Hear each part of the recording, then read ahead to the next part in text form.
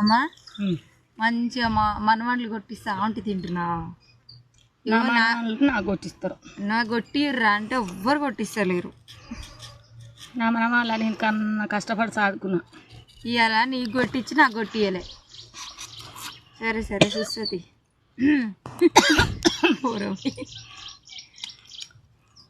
ఆరిపోసుకుంటూనే ఉంది అప్పుడే నా మీద. అయ్యో అమ్మా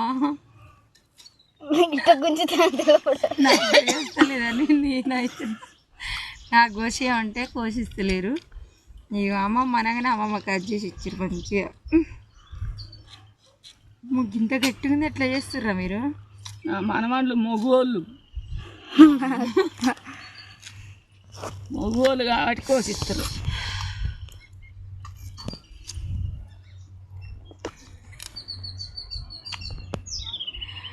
నేను తింటా.